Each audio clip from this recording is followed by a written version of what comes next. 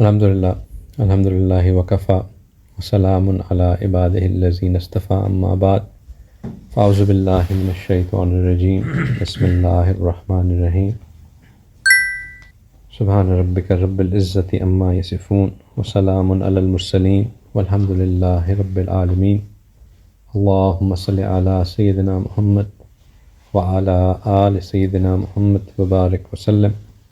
Allahumma salli ala Sayyidina Muhammad wa ala ali Sayyidina Muhammad wa barik wa sallim. Allahumma salli ala Sayyidina Muhammad wa ala ali Sayyidina Muhammad wa barik wa sallim. Rabbi yassir wa la tuassir wa tammim bil khair wa bika nasta'een. Rabbi zidni ilma ya fattah ya fattah ya fattah. Alhamdulillah, by grace of Allah subhanahu wa ta'ala, we are restarting our gatherings after a while. It's the tawfiq of Allah subhanahu wa ta'ala that He allows us to carry on doing these things when, because of our own lack of desire, lack of adab, or other reasons, Allah subhanahu wa ta'ala still allows us that, we are not deprived of these things. And starting these gatherings now is even more important because, alhamdulillah, once again, Allah has given us the tawfiq to enter the month of Rajab. The month of Rajab is a very, very blessed month. In Quran, Allah subhanahu wa ta'ala had declared that there are 12 months that Allah subhanahu wa ta'ala has made, and of which 4 are sacred. And one of the sacred months is the month of Rajab. And in Hadeeth it comes that there are 4 sacred months, 3 of them are together, and 1 is then separate, which is month of Rajab. So one month of Rajab is a sacred month, and it is not just sacred in Islam, but it had been sacred even pre-Islam as well. This was a month where the Arabs pre-Islam would not fight. They would honor this month in a number of ways. They would limit their activities. They would limit their what they considered sin, and they'll say that let's not do it. It's one of the sacred month. They would not fight. And then Allah subhanahu wa ta'ala further made this month even more sacred when it came into Islam. In Islam, this month had been given an importance in number of ways.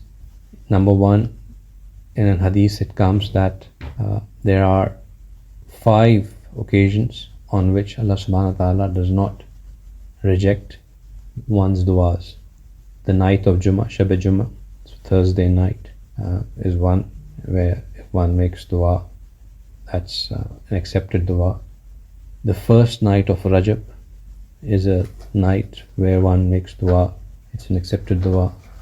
The 15th of Shaban, and then 2 nights of Eid, what we call Chand Raat, and we spend it in, how. Shopping. Yeah, shopping. Mehndi lagwa le. Right. So these are the sacred nights, and month of Rajab is one of them. Then another amazing thing that happened in Rajab is that Rasulullah sallallahu alaihi wasallam was honored with the gift of the journey of Mi'raj, which for us as Muslims is probably one of the most or one of the highest rewards that Rasulullah sallallahu alaihi wasallam got, which established Rasulullah sallallahu alaihi wasallam as Mehboob of Allah subhanahu wa ta'ala. One is Murid and the other is Murad. Murid is one who desires, and Murad is one you desire. Musa alayhi salam was a Murid. He was asked to come to the sacred place. Rasulullah sallallahu alaihi wasallam was Murad. He was brought to the sacred place, right? And Murid was given a glimpse of Didar. Murad was shown the entire thing himself without any veil being in between. So Rasulullah sallallahu alaihi wasallam's and then one of the biggest reward that Rasulullah sallallahu alaihi wasallam got, the biggest gift that he got, was also in the month of Rajab, which is Salat. The 5 obligatory Salats that we have been given was given on the journey of Miraj, which were given as 50 but were reduced to 5, but the reward would remain as 50. Right? And inshallah, when I shared one bayan today in the group, I'll share it again. I shared that bayan without listening to it, thinking that this is a bayan because the title said that things to do in Rajab. But later on, when I played the bayan myself, it was all about incident of Miraj. So inshallah, I'll play it, share it again on the night of Miraj. Amazing talk, summarizes everything very beautifully. But in context of what I'm saying, the sacredness of this month includes this as well. However, there's beyond these few incidents, there is another important thing with regards to this month, and that it gets established from the dua of Rasulullah sallallahu alaihi wasallam, in which he said that Allahumma barik lana fi Rajab wa Shaban wa ballighna Ramadan. Rasulullah sallallahu alaihi wasallam specifically prayed for barakah in Rajab and Shaban, and to be allowed to live long enough to enter into Ramadan. And Rasulullah sallallahu alaihi wasallam's own actions also speak volumes about the importance and significance of this month. Rasulullah sallallahu alaihi wasallam would be very mindful. He would become alert in terms of how he would start preparing for Ramadan from the month. And one of the actions that would come in his actions, which was not ordinarily there, was the amount of times he would fast in a month. So he would fast much more than the ordinary way that he would fast in the month of Rajab and Shaban.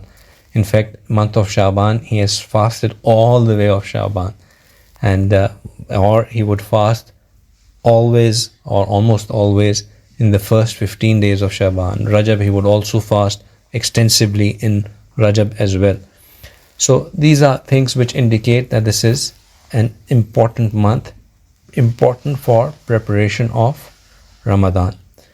Our Akabir, our elders who have understood the deen from Rasulullah sallallahu alaihi wasallam, in Sahaba, in Tabi'i, in Taba Tabi'i, they have given further details in terms of explaining the significance of this month. They have said that there are different quotes that are attributed to different ulama and mashayikh, and I'll share a few of them. They are on the lines of that the month of Shaban, the month of Rajab is the month in which the wind blows. The month of Shaban is the month in which is like the month where the cloud comes, and month of Ramadan is the one where the rain happens. Like before the rain, the sequence is mostly like the weather becomes pleasant, and then the cloud comes, and then the rain happens. One of the mashayikh have said that the month of Rajab is the month to sow the seeds, whereas the month of Shaban is to water and cultivate your harvest, and the month of Ramadan is to enjoy your harvest, is to enjoy the fruits. And another has said that this is like the month of Rajab is like the time of suhoor. The month of Shaban is the time between sunrise, the dawn time between sunrise and Fajr Azan, and where the brightness starts coming. And month of Ramadan is when the sun actually comes and everything is brightened up. All of these, what they are trying to imply is that the blessings that are there in the month of Ramadan, they actually don't just come in Ramadan, they actually start coming much before that. And just as anybody who knows when the peak season is about to come does not prepare in the season itself, they start preparing much before that. Those who value or those who understand the value of Ramadan do not just start preparing for Ramadan in Ramadan, but rather much before that. And to you lot, I always say this, that it's for you, it's very easier to understand if you think of it from your sports perspective, that you would never go into a tournament, or maybe you guys would, but you know, given your caliber of sports, but but a good sportsman, let's put it like that, would never go into into a tournament, you know, just on the first day of the tournament. They would start preparing. They would start. Pakistan cricket team has done well on tours where they have went. Wrong example. couple of months before. My favorite tour of Pakistan going to England and beating England in Test with Misbah being the captain was when they first went to Ahmedabad, trained over there, then went to England, did plenty of preparation matches, and then they were able to beat the England team over there. So this basically means that you prepare for things in advance when you know something valuable is about to come. And Rajab is that month. Now, why Ramadan? You know, why, and why even value Ramadan? We as humans are made up of nafs and ruh. And there's a constant fight between the two that is always there. And nafs would entangle you in your desires, in your wishes, in your own well-being, in your short goals. It will not, the nafs does not understand that there is something as Jannah. Nafs does not understand that there is, you know, that there's a bigger, greater reward. Nafs does not understand any of that. Nafs wants goodness now. It wants well-being now. It competes with those whom it sees are doing better than it. And it wants those that it sees others have, which it does not have.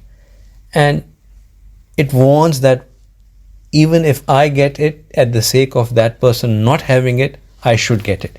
It couldn't care less if the others also have it and I have it. It reminds me of my wife, exactly. Ji, Bhabhi, this is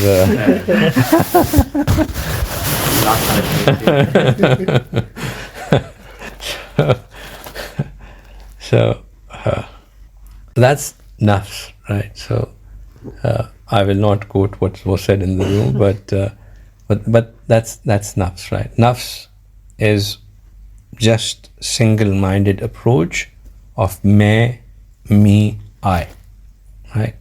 Any variation of this is nafs. And hence, Shariat is the last thing that nafs wants. Because Shariat is an obstacle in me, I, right? Shariat says that you need to be subdued to this. Every decision is subject to Shariat, and there's no thing as me, what I want, what I desire, what is good for me. Decisions are subject to what will be pleasure, what will please Allah, and what would matter when I stand in front of Allah. Shariat requires long-term thinking, whereas nafs requires here and now. If nafs is such a dominant part of us, then what makes us compelled to follow Sharia? That's our ruh. Our ruh is opposite of our nafs. And the desires and the needs and the factors on which ruh prospers are also directly or inversely proportional to that of what nafs wants. If nafs wants you to chill, ruh wants you to exert. If nafs wants you to sleep, ruh wants you to stand up in the middle of the night and pray. If nafs wants you to eat, ruh would want you to fast. If nafs wants you to look at anything and everything you desire, ruh would want you to put blinders on your eyes and guard them like you have never guarded anything else. They are inversely proportional to each other. And they cannot go hand in hand. They cannot. Yes, as humans, we are to look after ourselves, we are to look after our bodies, but that's bare minimum, like, okay, so that it keeps floating, it doesn't drown. Enough maintenance for it to keep operating. But the focus is on ruh. But the problem in the whole setup, or not a problem, but the trick in the whole setup is that ruh is challenged by not just nafs, but nafs has a great support from another factor called shaitan. So it becomes extremely easy for nafs to dominate because there is shaitan which is constantly working on you as well, to a point where nafs has dominated. Shaitan is also extremely smart worker. He's not a hard worker, he's a smart worker. He would only work on you till your nafs is not at par. Once the nafs has taken over, then it leaves you to the nafs. Nafs is good enough to destroy you. So Allah subhanahu wa ta'ala knows that his abd is challenged, not disadvantaged, but challenged. And therefore Allah has given certain time, certain moments, certain occasions, certain people, certain months, which are there to help you boost your strength of ruh, which are there. In my mind, I don't know how many people can relate to this. The perfect example for this is when we were kids, we would have those video games in which would come a bonus stage, in which now there would be no resistance and you could score as much as you can. Breaking the car. Yeah, I mean, do whatever you can and everything is a bonus for you. You know, like, it's a bonus round, like, pile up as much as you can. So there are certain moments, certain people, certain occasions, certain months which are there for this purpose. That if you are with them, in them, then you are basically, if you are tuned to them, then you can pile up that strength to such a level that it becomes next to impossible for your nafs to recoup on its own without going back to shaitan and getting help from shaitan. Ramadan is the ultimate bonus month. It is a month in which immense rahmat of Allah subhanahu wa ta'ala comes. It is a month in which Allah subhanahu wa ta'ala, starting from the very first evening, which is before the first day we fast, the evening prior to that, starting from then till the Eid Salah itself, there is so much in terms of rahmah that is falling, that those who are bound to go into Jahannam are taken out and are put in Jannah. Those who have sealed their hearts can unlock and revive their iman. Those who have been cursed can be forgiven and are forgiven. But that's one level. And then the second level is that those who are struggling to gain the marifat of Allah, gain the love of Allah, get their nafs packaged and controlled and sealed, they get to do that.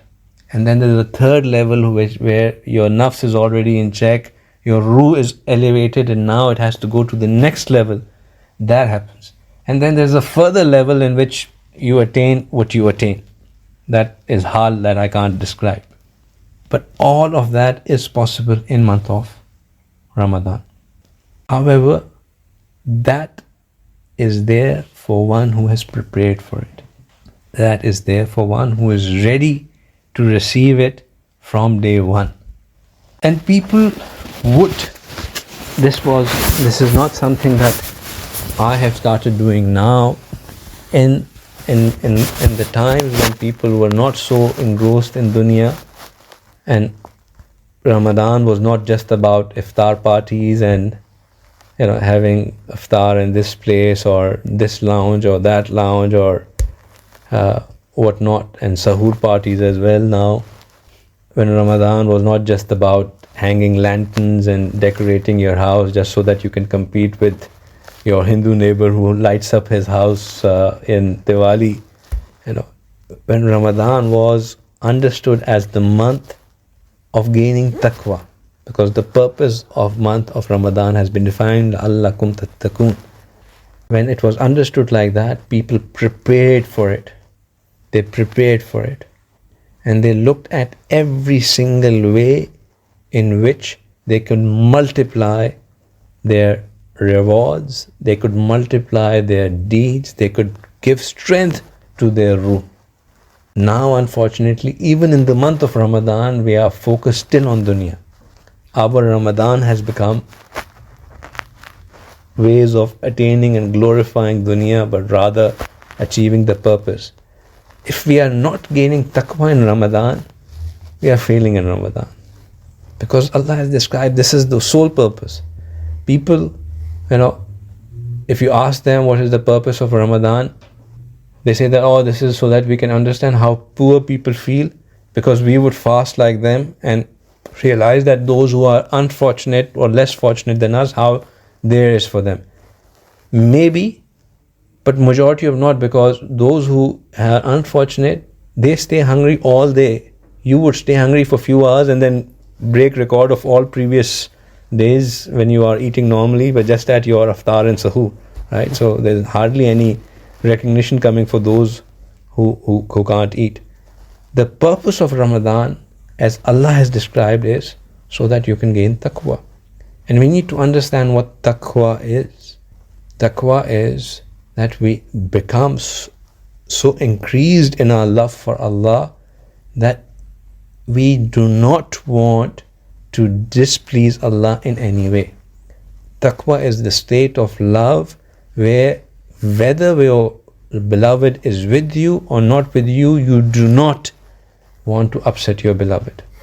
You want to do everything that would please your beloved. It goes hand in hand. That's what taqwa is in the simplest of ways. It's the fear of Allah out of love of Allah, not because you are scared of Allah. Taqwa is usually translated in the translations of Quran as fear, but that's the fear of upsetting your beloved rather than because you are scared of your wife. Right? So, subtle difference between the two. Right? So, one needs to prepare. And what does that preparation mean? Alright, that preparation means that to understand what that preparation means, we need to understand what really helps gain that bonus strength. Why is it that the mashayikh that I quoted said that it is the month where rain happens? Right? What kind of rain is happening? Or what is that rain that is happening? That rain is of the anwarat of Allah subhanahu wa ta'ala, the noor of Allah subhanahu wa ta'ala. In different form, it manifests and it falls down. This noor of Allah subhanahu wa ta'ala that comes down in the month of Ramadan. And that noor is extremely powerful.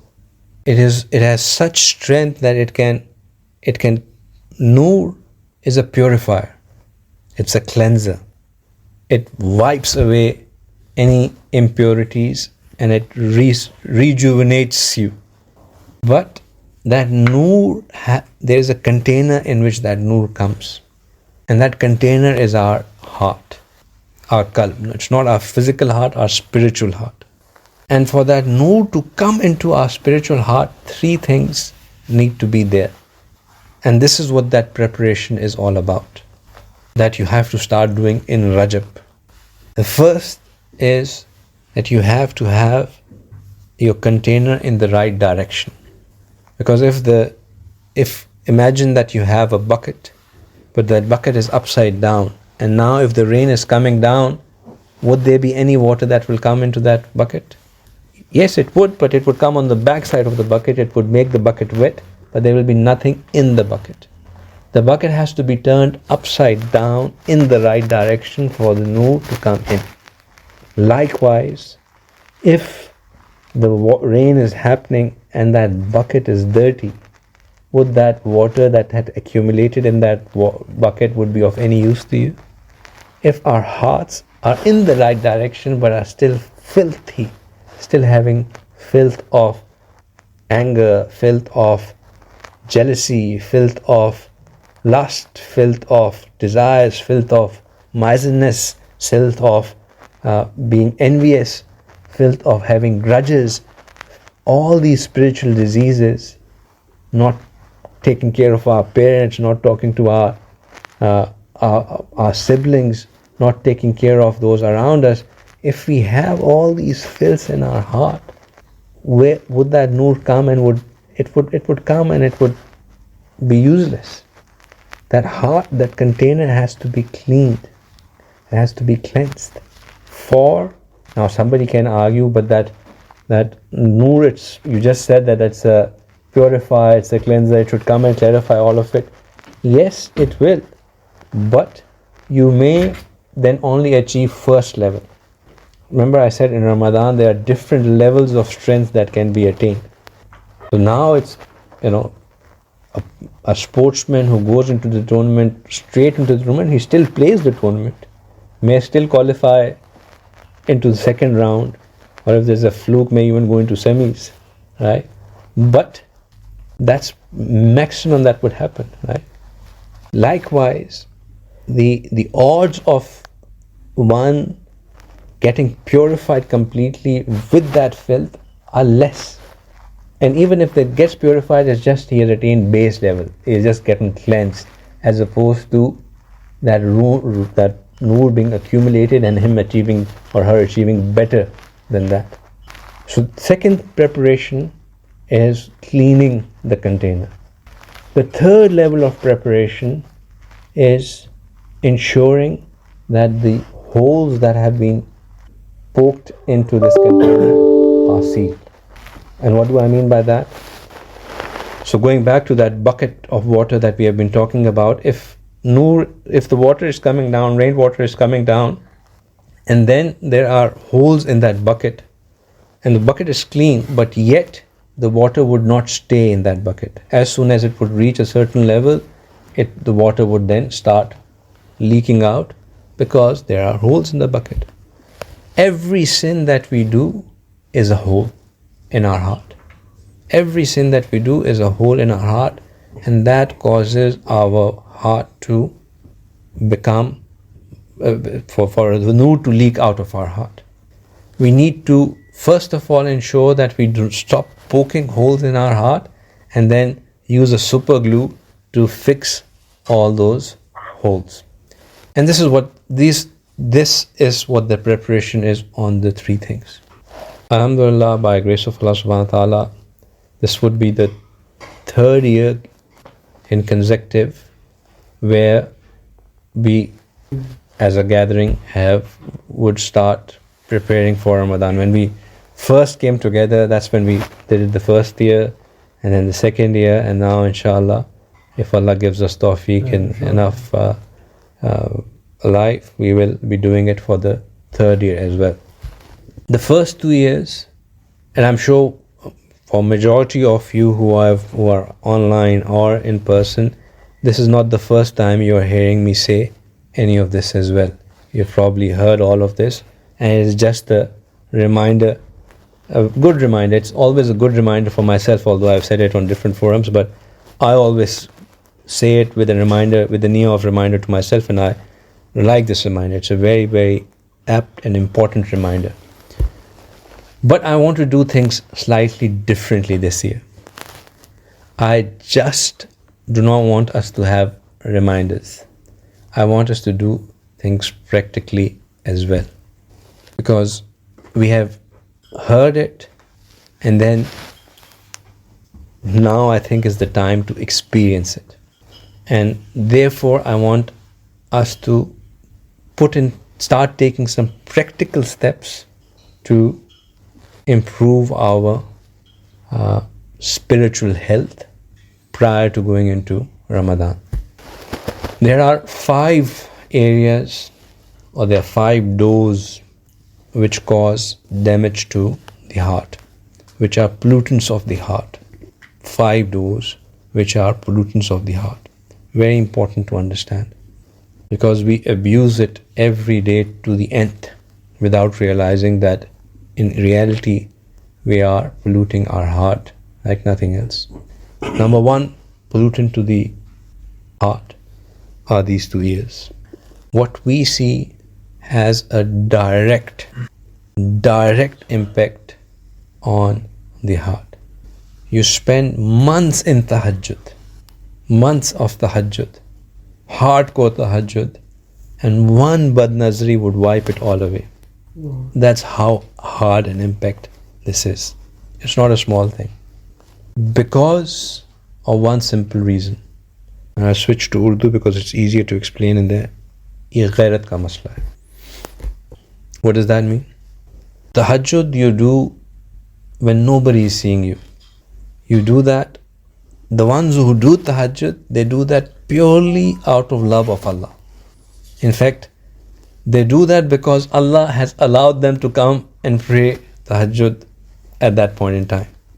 They don't do it on their own.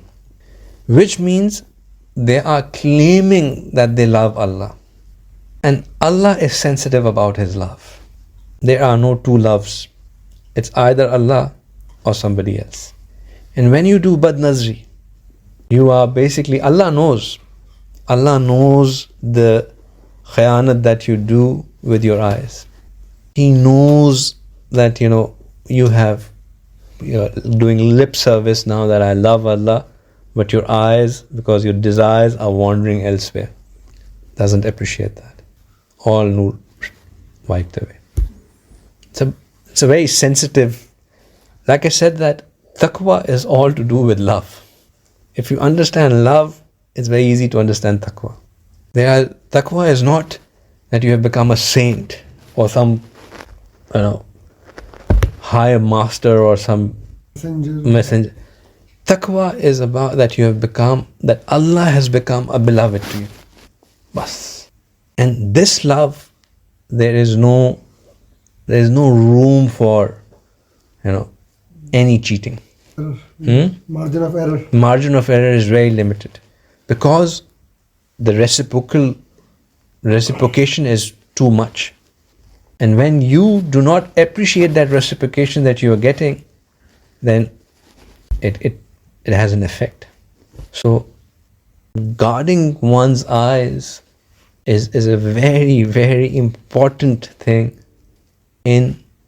if you want to be ready to achieve that high level of taqwa that Ramadan has to process. The heart has to be ready for that. Number two is the ears. What we listen also has a lot of effect on us. If we entertain music, if we entertain foul language, if we entertain ghiba, if we entertain wrong sayings, any of that has an impact on us. It affects the heart. It pollutes the heart. Number three is our tongue. They say that the wound caused by a sword gets healed, but the wound caused by the tongue never gets healed. It keeps on hurting. It keeps on paining. So, how we use our tongues, what we use our tongues for, the language we used, the words we used, the expressions we used. And everybody is the best person with the most sweet words when things are normal. असलियत निकलती है जब pressure होता है, जब stress होता है, जब सर पे आ पड़ी होती है. That's when, उस वक्त अगर हमारे मुंह से निकल रहे हैं ना F words and all those things, वो असलियत है. वो असलियत है. The rest is just camouflage. You are lying to yourself, thinking मैं तो ये use ही नहीं करता. I have such sweet words. Everybody thinks I'm so sweet. Right? असलियत वो है. And if you really want to know yourself, see what word comes out of your mouth when you have to suddenly break. And sports is also another good occasion. जब छिक्का पड़ता है, what is the expression that you come, or you drop a catch, and what is the thing that you say to your fielder? That's it really, because those are moment of heat. And उस वक्त जो मुंह से अल्फाज निकलते हैं, that tells you who you really are, what's your makeup. No filters then. Actual thing comes out. Actual thing comes out. Majority of the people, the first expression is an S word. Yeah. With an oh. But that just, and you should observe yourself to see कि मेरी असलियत क्या है. It's good to remind yourself, our tongues, how much we lie, how much we cheat, how much we backbite, how much we, all these things, how and where we use them. Shout, all of it. Fourth are your hands, the actions you take, what you do, where, how you treat people, how you behave with them. If hand and feet come together, what are you driven towards? Where do you walk to?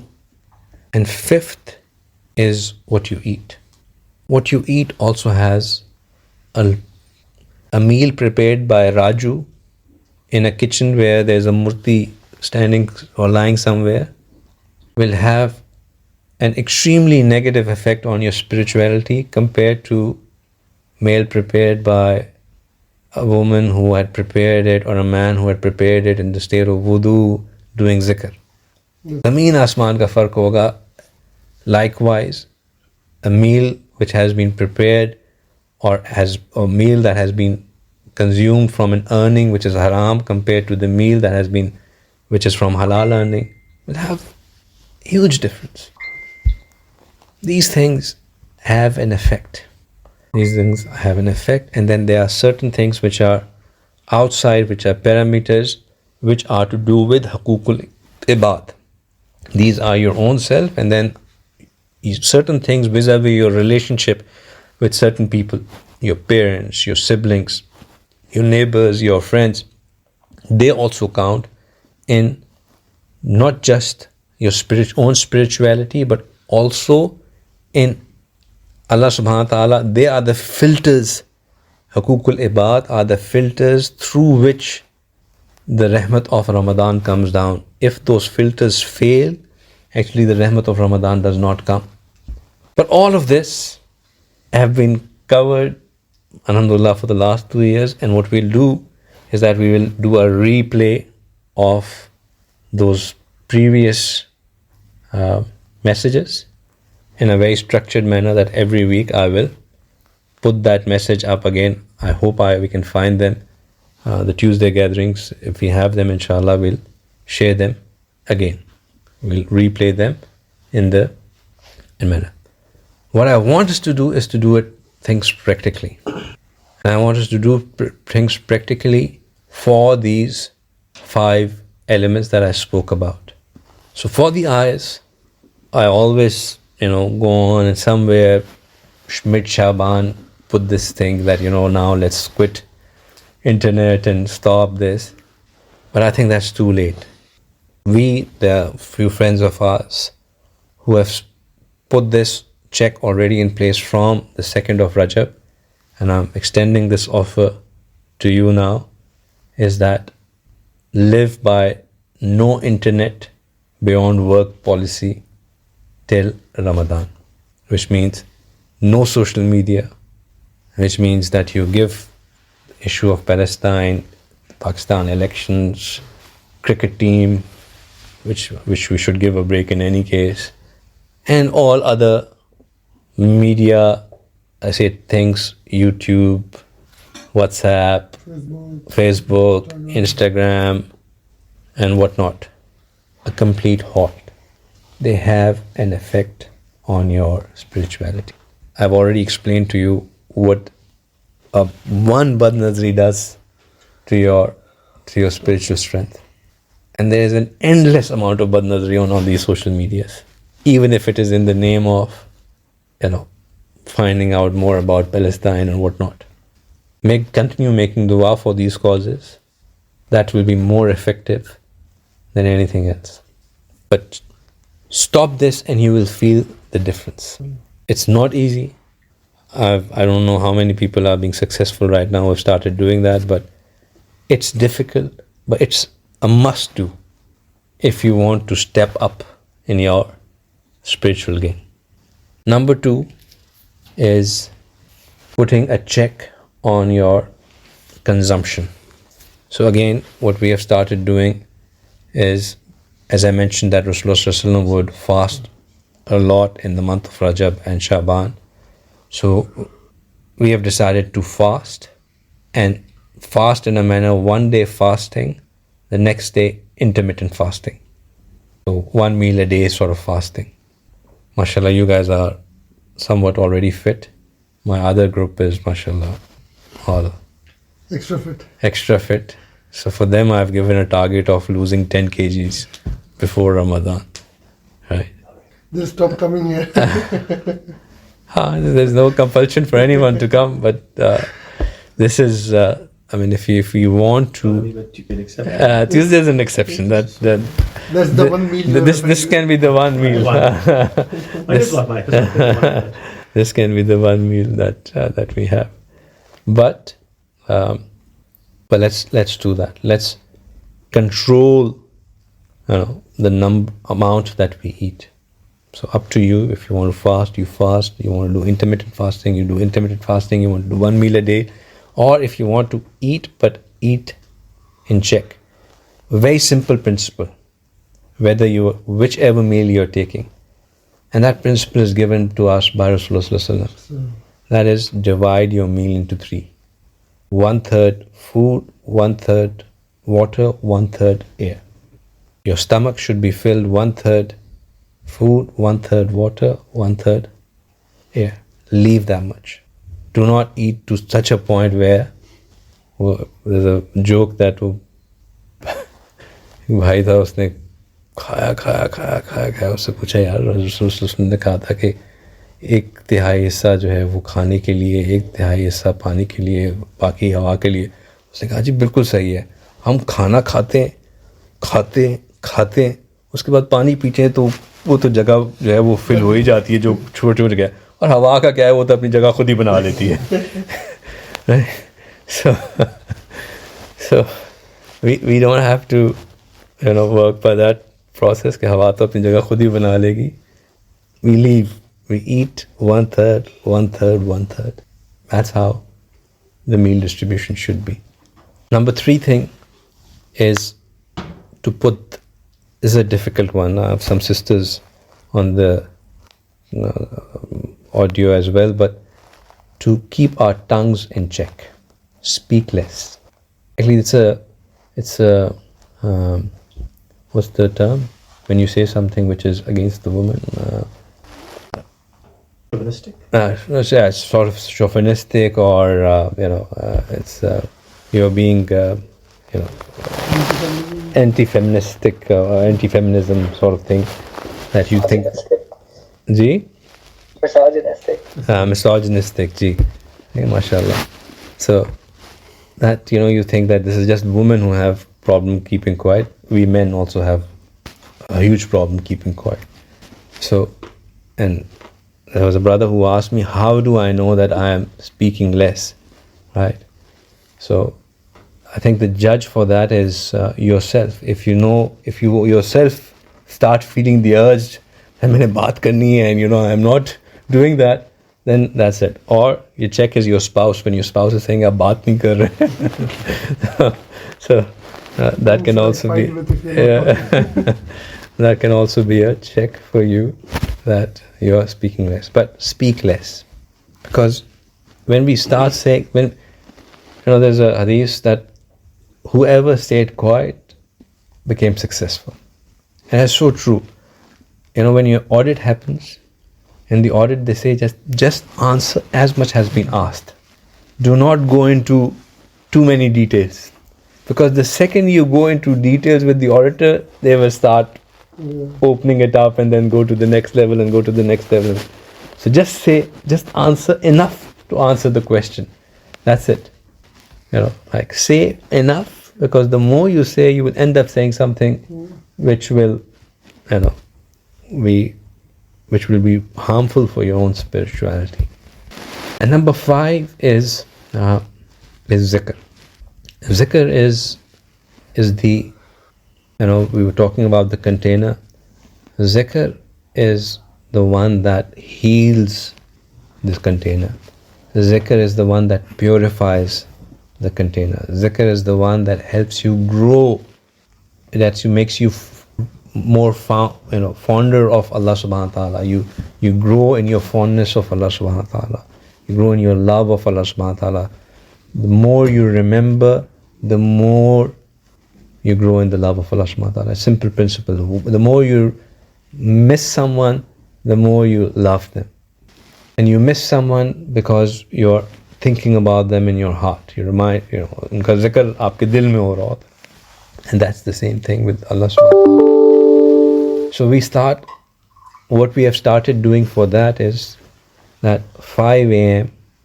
every day till Fajr Azan, 5 a.m. UAE time till Fajr Azan, we are doing zikr. We are doing muraqabah. It's very simple. We start at 5 a.m. There's no talking, there's no lecture. From 5 a.m. till Fajr Azan, we do muraqabah, and then we do dua, and that's it, and we end. But we're doing it together. So I'm holding the zikr session, and the others are doing it individually. I'm holding it for you, and it's working so far. Google Meet kind of thing? Same link. It's not published anywhere. There's no advertisement for it. It's just whoever wants to join. Just wake up and log in. Just wake up and log in. 5 a.m. Just wake up, stay in the bed, log in and say, I'm doing muraqabah. I'm doing Eyes are muraqabah. closed. There are mashallah brothers who don't even switch on their cameras. And there are those who switch on their cameras, but the room is so dark that I can't see anything. But it's fine. It's my concern is not what you do. It's for your own benefit. That's why I'm not publicizing it. You want to join, you'll benefit. It's your call. And what we will do, the sixth thing is that what we will do in these gatherings ourselves is that we will do muraqabah. So today I've probably taken an hour to speak already. 50 minutes.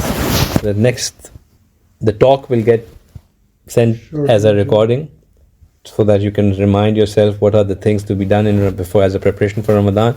But here, ideally we should not eat, but we will eat and we'll do zakah. Because after eating you can't do one zakah. I'm sorry. The reality is that. You can shorten the eating time as well. Depends, like 1/3 or 1/3.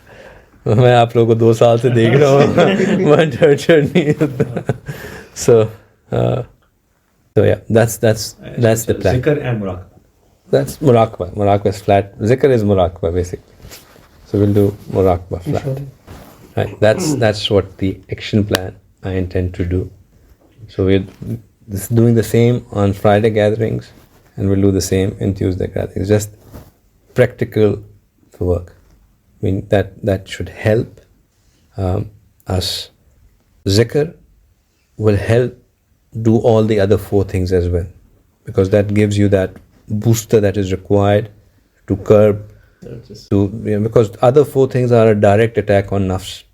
You are basically going up in arms with nafs, with the rest of the 4 things. To get that strength to do that, you need zikr.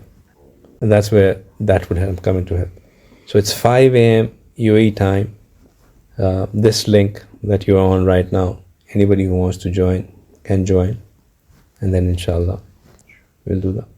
You can do then the eating part post the zikr as well, no? We can do the eating part. I'll not stop the eating part. I'm saying instead of doing it before.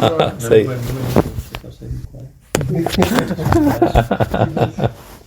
Yeah, but eating is important. You got to speak about a man's got to speak about his eating. You can't let go of that, right?